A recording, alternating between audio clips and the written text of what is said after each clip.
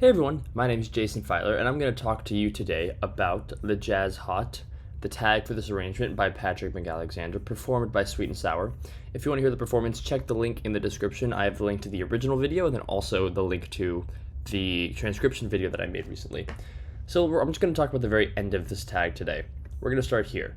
So this is sort of where the beginning of the end is, so to speak, because we have this walk up in the lead, going up from 4, 5, 6, 7, eventually to 1, but instead of going right to 1, there's a little bit of a rest here for the lead, and then they come in a bar late, and then slide all the way up to this higher root up here, which is held for the rest of it. So let's look at, there's one specific thing I want to talk about in this arrangement, which is the use of just sliding notes around another note. So for example, the biggest example is at the end, but we'll get there. If we just start here, if we just assume there's an A flat going on in the lead part here, which is sort of what's generally happening, it's at least that's the idea of what's happening. We have this A flat unison, A flat major triad, and then we have this A flat dominant 7 with just a little movement in the bass, a little bit down. And then from that dominant 7, the E flat goes down to this D natural, the C goes down to this B, and then the G flat goes down to this F. So you have the A flat, which is constant in theory. It's not actually being sung there, but we have this chord now, which is a B flat dominant 7 chord. Sorry, not a B flat dominant 7 chord. F diminished chord, fully diminished, or A flat fully diminished. They're all the same.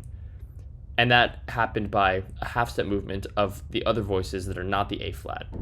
And then we can just keep going. So this is a little bit weirder because the bass moves at a different time. So, but if we look at this chord here, assuming that there's F flat is happening right here, we have F flat, B flat, A flat, and D flat, which is now a D flat minor 6 chord, or B flat half diminished. Either way, they're all just moving in half steps, D to D flat, B to B flat, and F to F flat. So that's super cool, and it makes those 3 different chords just by continuously moving in half steps, except for the root. And now we have it pretty much the same thing again. We have this A flat major triad.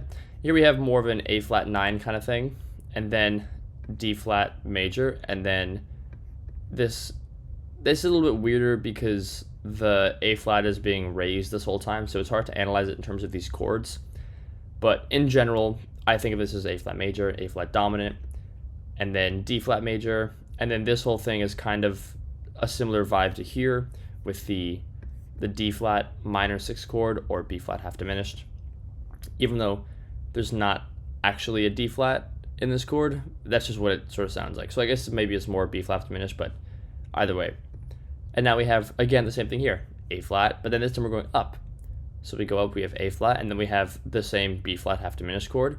And then you take this one, go up a half step, now you have B diminished chord, these 3 notes go up a half step, and now you have an A dominant 7 chord. So there's just a lot of really cool stuff. And then you keep going. Now these 2 both go up a half step, and the tenor jumps up back above the lead from G flat to B flat, and now we have another one of those D flat minor 6 chords, or B flat half diminished.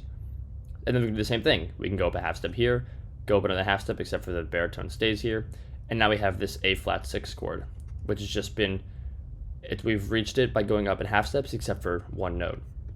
And now the very ending is a really cool example, because we have the same A flat 6 chord, which is then followed by an E7 chord, where the G sharp, which is the 3rd, is spelled as an A flat because it's being held. And then the E7 chord, with the 3rd being held, we have the other 3 voices go up a half step. So B to C, E to F, D to E flat.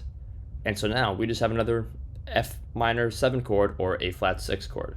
Sorry, I might have said it wrong, but A flat 6 is the chord here, and that's just gotten by moving the other 3 voices that aren't A flat in an E7 chord up a half step. So that's a really cool moment. I feel like I don't know any other tag that does this, so it's super cool. Then the barry, of course, jumps up to this high C here, and we have this A flat major triad. So that's all I wanted to talk about for this one. I think it's a really cool use of this technique where you can just move in half steps except for the post. I think it's done really, really well here, and I'd recommend trying it if you're trying about barbershop arranging, because it can happen, in the middle of songs too, not just at the end.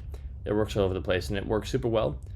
and I hope that you find use out of it. So yeah, thanks for watching. If you want to see the videos, like I mentioned before, my transcription or the original, they'll be in the description, as well as my full-length interview with Sweet and Sour, the group that performed this song. It was a great time talking to them. I had an awesome time. I hope they did as well. And you can watch it in the description. So, yeah, I hope you have an awesome day, and I'll see you next time.